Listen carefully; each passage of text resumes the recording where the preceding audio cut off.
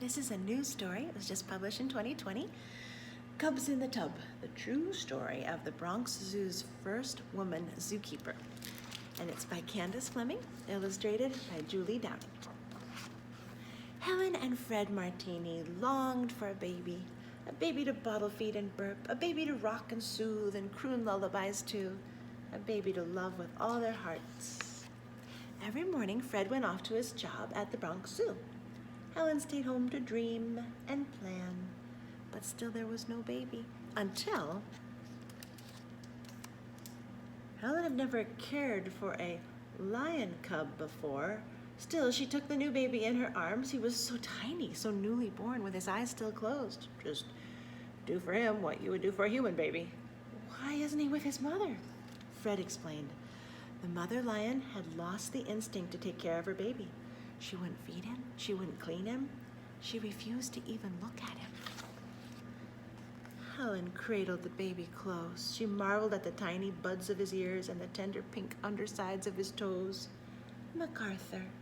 I'll name you MacArthur. The first thing MacArthur needed was a bath. Good thing Helen had a baby tub.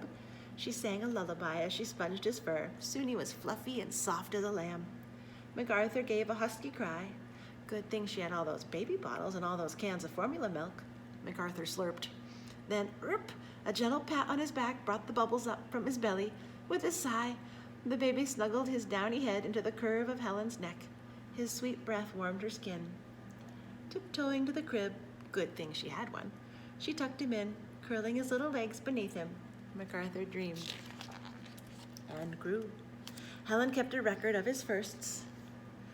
Oh, on their 11th day together, MacArthur opened his eyes. On their 15th day together, he got his first tooth. And on their 21st day together, he took his first stumbling steps. Soon MacArthur was pouncing at Helen's ankles, chewing on Fred's boots, and leaping into their laps whenever either of them sat. What a joy it was to have a baby in the house. But when MacArthur was 2 months old, officials decided to send him to a zoo in another city. Helen held her baby close until the car came and tried to smile as MacArthur was driven away. Then she folded up the baby blankets, stowed tub, crib, and bottles, and sank into the rocking chair with empty arms and an empty lap.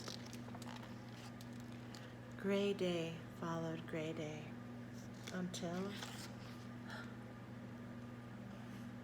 Helen stroked the babies, so cold, so thin, so still. They're in a pretty bad way. Good thing she had a heating pad. She slipped it beneath their tiny bodies and turned it to high.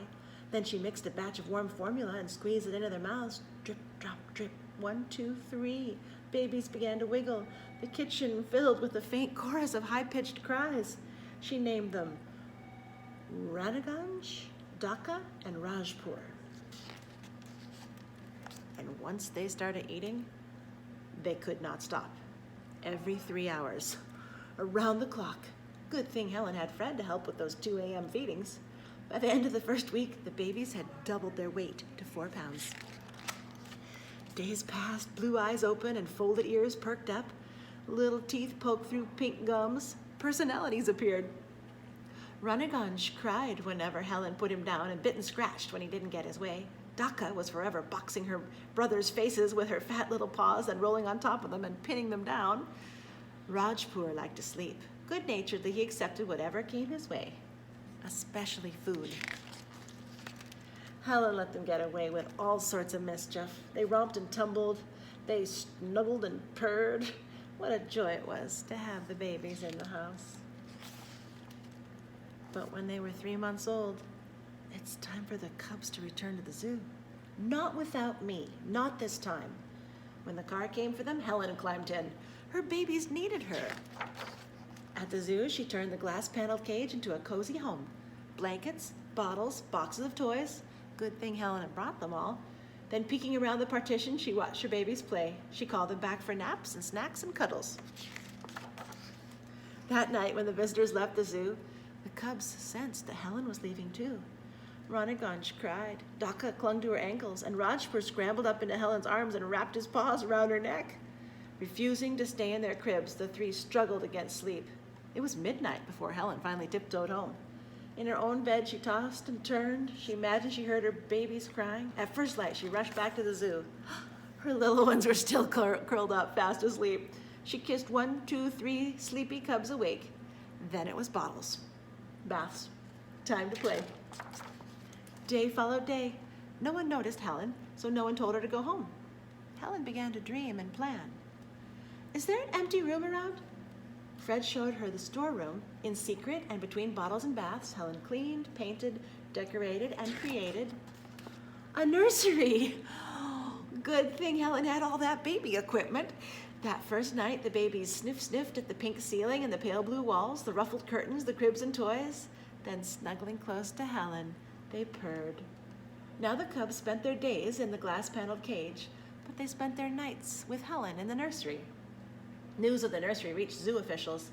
They stormed through the door and stopped dead in their tracks. Helen raised her chin. My babies need me. The officials looked at one another. So they do, agreed Mr. Crandall, the zoo curator, and he offered her the job of keeper of the nursery. Helen was delighted and surprised. Only men had held zookeeper jobs until now. Helen had mothered her way into becoming the first woman zookeeper at the Bronx Zoo. She and her nursery stayed. The babies grew too big for laps, too big for cribs, too big for the nursery. Officials moved them to a larger outdoor enclosure without Helen. They worried the 10-month-old tigers would hurt her. Nonsense. Even though they were twice her size, Helen argued they still run to me for protection and comfort. But zoo officials were firm. Helen would never again be allowed to enter the tiger's cage. Pressed against the outside of the bars, her arms felt empty. But not for long. What a happy zoo family. Oh, and that's a picture of Helen Martini.